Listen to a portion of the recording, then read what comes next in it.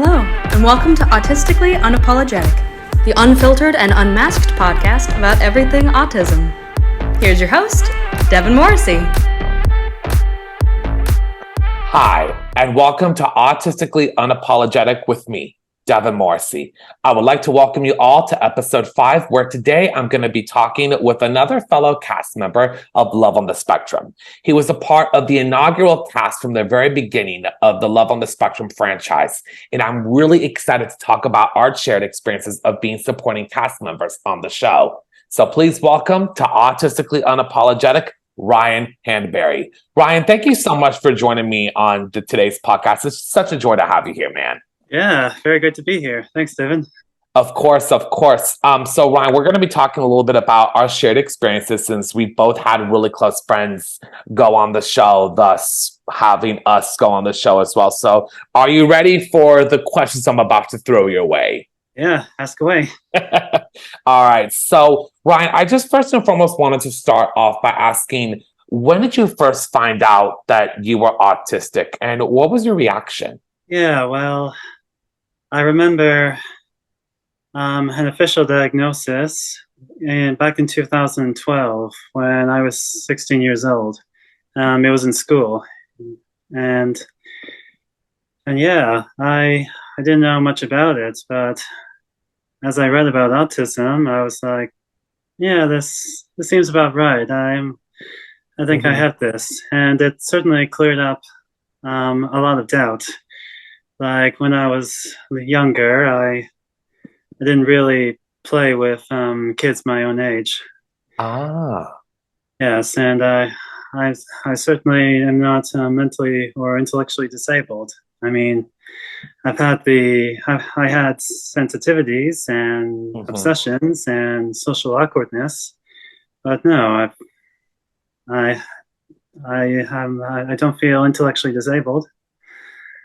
Yeah. Interesting. And right now I'm autistic and proud. I'm proud of my uniqueness. Absolutely, as we all should be. You know, there's this whole autism self-acceptance that has been going around lately. And it's like, you have to accept yourself first before you have others accept you. That's super important. Tell me a little bit about your life growing up. What was that like for you? I know that it's going to shock a lot of fans that watched you from the show, but you didn't necessarily grow up in Australia, I'm told. Well, actually, yes, I have. I am Canadian born, but my parents took me to Australia when I was a young age. And yeah, I basically grew up there and got my education there. And yeah, growing up, it's been rough. I mean, school was a pain in the neck, and I'm glad I finished that. How was it rough for you, if I may ask? Well, I mean, I didn't have much of a social life growing up. I've had some friends, like one that's stayed by my side for so many years, but no longer friends anymore because we grew apart, incompatible, which happens with some people. And well, yes, I think what's been most fun is when my dad taking me to overseas destinations when I was little, from 2008. Yeah, that's what started my love of travel. And you've been all over the place in terms of travel. I've seen you travel all across the world with your traveling, and it's been pretty cool to see like your travels and what you've been able to do. It's been pretty awesome. And so for those of you out there that may not know, you are a supporting cast member on the original version of the Netflix and Northern Pictures show, Love on the Spectrum US. Now, it is an Australian reality TV show surrounding the lives of autistic individuals as they encounter love, dating, relationships, you name it. Now, it premiered on Netflix in November of 2019, and you were actually a part of the very first season ever of the entire Love on the Spectrum franchise. I mean, that's pretty amazing when you think of it. You were Mark's best friend on the show. How were you approached to be on the show? Well, I've known director Keno Clary for a very long time. If you want to, if you want to hear how I approached spectrum, then you'll have to go back to how I was approached to be on the show Employable Me. Oh. Yeah. So, well, you see, the year after I finished high school, which was in 2015, me and my dad created a autistic social group for young adults on the Central Coast in Australia. Yeah, so we would usually go out to eat or play activities. Bowling night is our most popular event. You already saw me bowl on the show in that. Yeah. So anyway, Keane and his crew were looking for autistic people in New South Wales, and they found our social group. So they decided to have a chat with us and get to know us. Yeah. Then my good friend Christina was selected to be on Employable Me season 1, and I was there to support her. And then I had my own story in season 2 of Employable Me. Really? Yeah, I was the main participant then. Yeah, Employable Me was released in April 2018, and then they invited me to join Love on the Spectrum as a supporting cast member because they like to use me, apparently. Well, for very good reason, for very good reasons. Yeah, and you know what? I believe that, well, I have this thought that I accidentally gave Kian the idea to make Love on the Spectrum. Really? Yeah, in season 2 of Employable Me, where I'm a main participant, the first thing I say is, "Hi, I'm Ryan, and I'm single. Looking for work."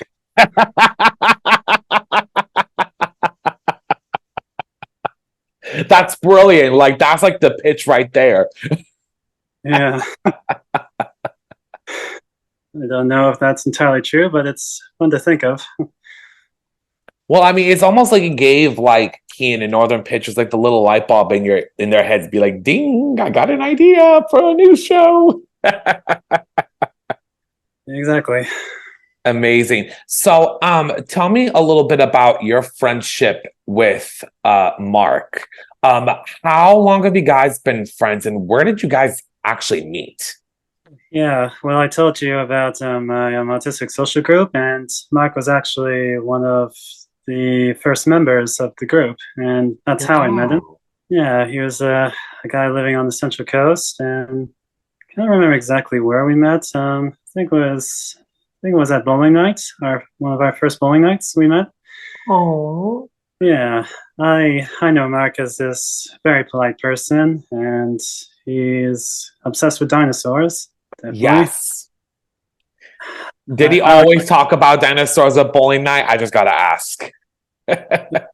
Yeah, mostly about dinosaurs, Godzilla, and video games, TV series. And he would wear dinosaur-themed T-shirts and stuff. Oh, that's awesome. Yeah, I like dinosaurs too, but I don't love them as much as he does. Yeah, and but that's cool though, because honestly, everybody has their obsessions or their interests and their hobbies. I did an episode a few weeks ago regarding hobbies and interests, and I say Mark with dinosaurs, that fits literally right in the category. Do you have any memories of like, when Mark was cast to be on the show? Like, did you guys talk about shooting prior, or how did the idea come to that? Yes, well, when the crew of Northern Pictures were announcing for auditions, I believe Mark applied, and well, Kay and I already met Mark at our group meeting, and yeah, he was selected to be a main participant. I believe that's how. Yeah.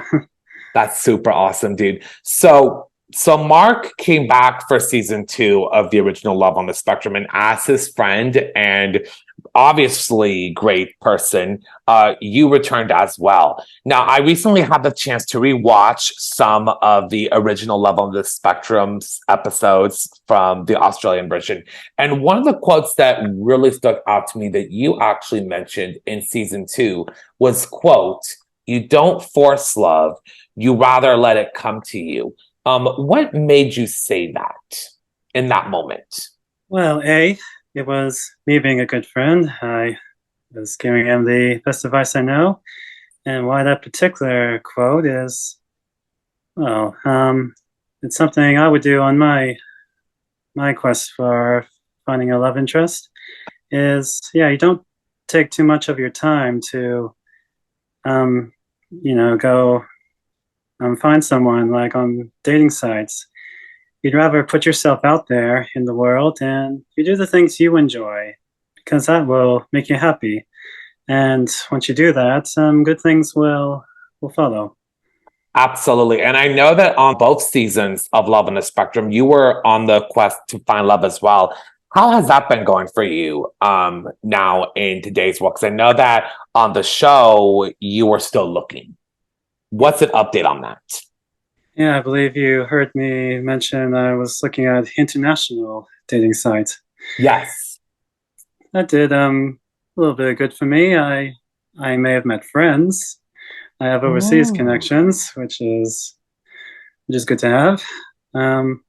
Well, yeah, basically, ever since I moved here to Canada last year, I've been mostly focused on finding paid work and finding friendships. Because in the beginning, I knew nobody here other than family. Mm-hmm. So yes, I've mostly been looking to, find my place in Canada, find my purpose. But I'm not giving up. I will meet new people and find that special that certain person. Yes. Absolutely. And I think that you really bring up a really great valid point. Every single person's journey to love is completely different, And I think that's sometimes it really takes on a lot of certain factors. I mean, the fact that you moved back to Canada from Australia this past year, I know that it was probably not the easiest transition, but I think that you have done so incredibly well. And I really give you my props for that. I think that in terms of love, I think that honestly, it has been awesome to see how everybody's journey from Love on the Spectrum has really kind of progressed, whether it was in Australia or in the United States.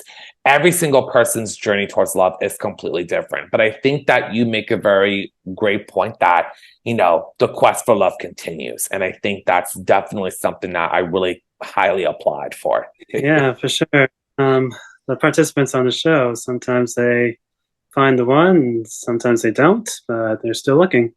Yep, it's all different.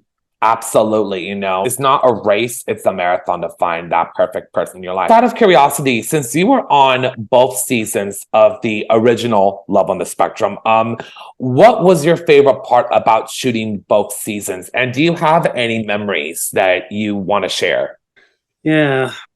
What I liked about filming is, again, just being able to share my story or introduce me to more people and see who I am.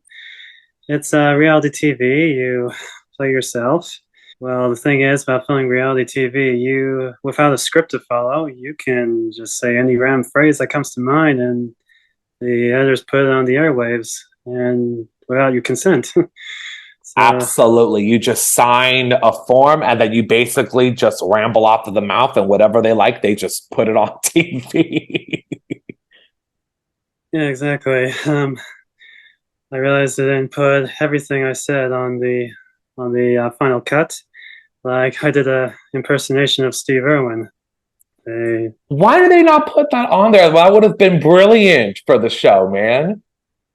Yeah, I can put on a broad Aussie accent, but can you do it? Can you do it right now here on this podcast? Well, sure. Here's what I said. You know what it's good for? We're conservationists, mate. Our message is so strong. We're saving the world. That was awesome. That was awesome. That literally was just like Steve Irwin, if not Robert, his son. I'm like, dang, I now need to seriously visit Australia. That's been on my bucket list for quite some time just to hear people talk like that. It's amazing. So, Ryan, we both share similar experiences, if not the same. You were on Love on the Spectrum to support one of your best friends, Mark, and I was on the show to support one of my best friends, Danny. What was it like for you when the show premiered and you saw yourself in front of not just the nation, but the world? Well, it was quite pleasing to watch myself on the screen. I did look big next to everyone else. I'm a tall person, How so tall are you? I'm 6'4". Wow. Okay, you're 4 inches taller than me. I'm like 6 foot. So I know the feeling when you're like the tall one out of the whole cast. Yeah, and I believe I sound really good on the TV. When I record my voice using like a recording device or something, I may not sound really good, but on the TV, it's different. Did people recognize you from the show when it came out? Because you and I, like, we were only supporting cast members. But I know that for myself, I had people shockingly recognize me from the US version of the show, which I was not expecting at all. What has been one of your favorite fan interactions that you've had? Yes, I've had a few of them. Mostly in Australia, and when I came to Canada, I've had a few as well. Yeah, I really like the attention. They they come up to me. I saw you on TV. They want to get to know me a little. Um, so yeah, it feels good to be a little famous and have some followers on your social media accounts.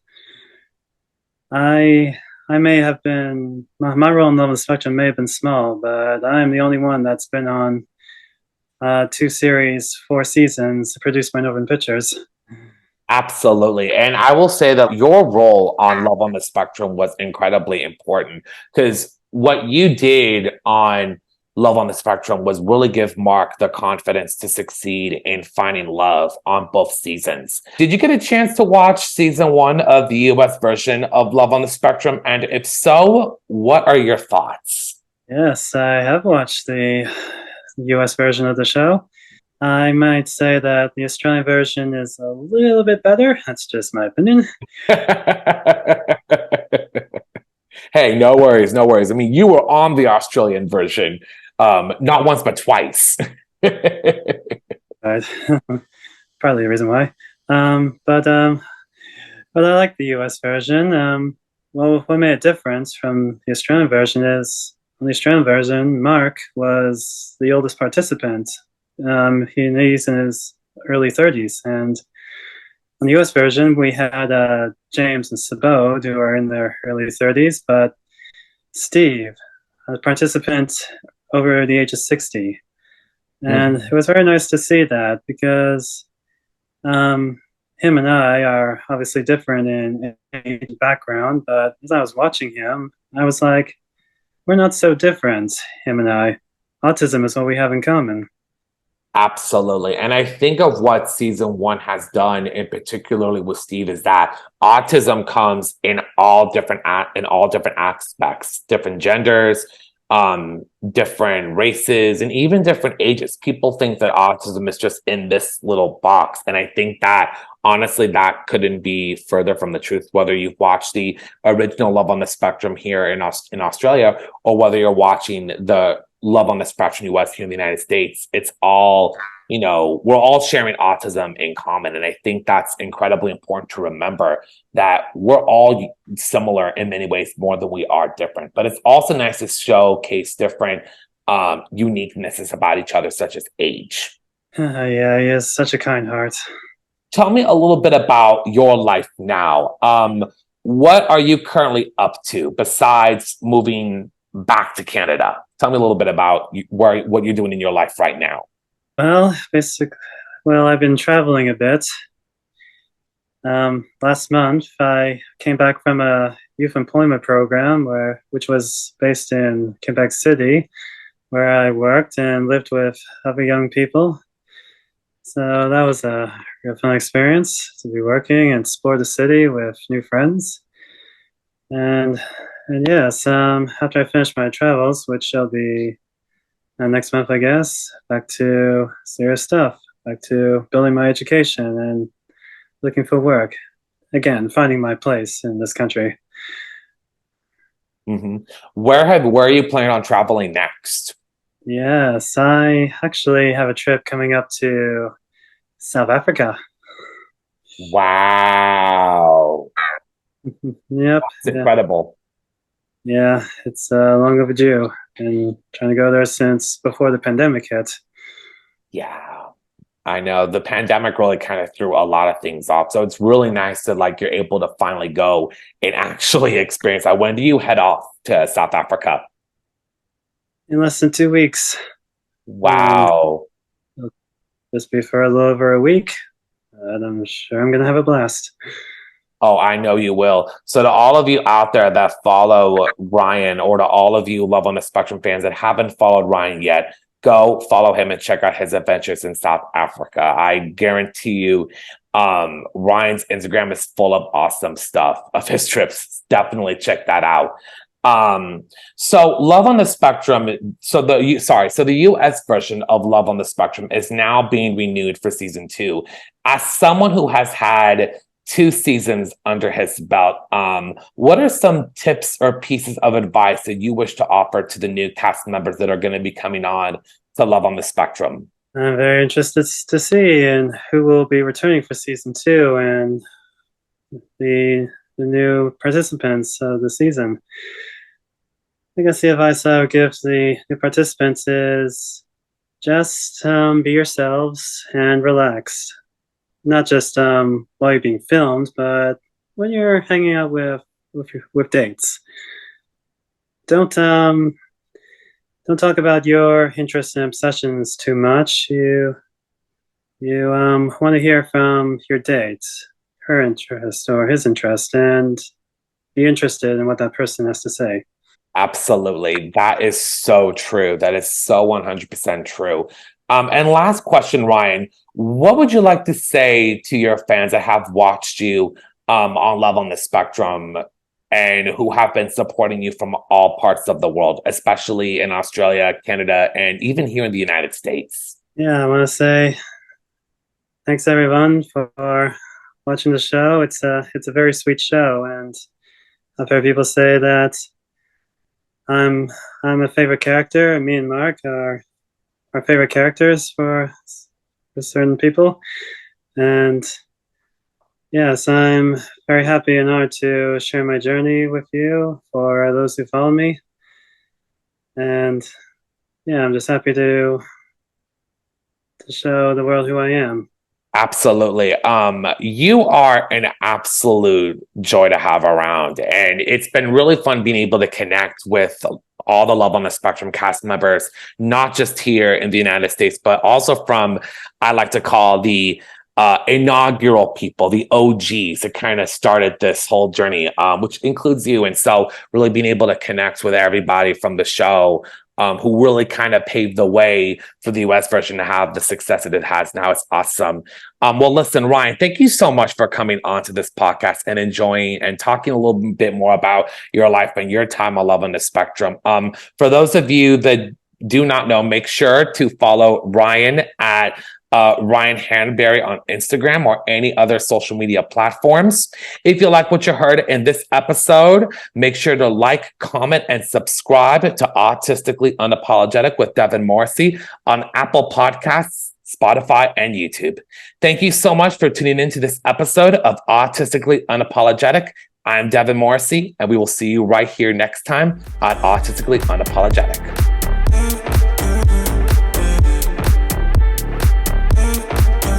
Thanks for listening to this episode of Autistically Unapologetic with Devin Morrissey. If you like what you hear and you want to see more, don't forget to rate and subscribe to stay tuned for future episodes. Again, thanks for listening.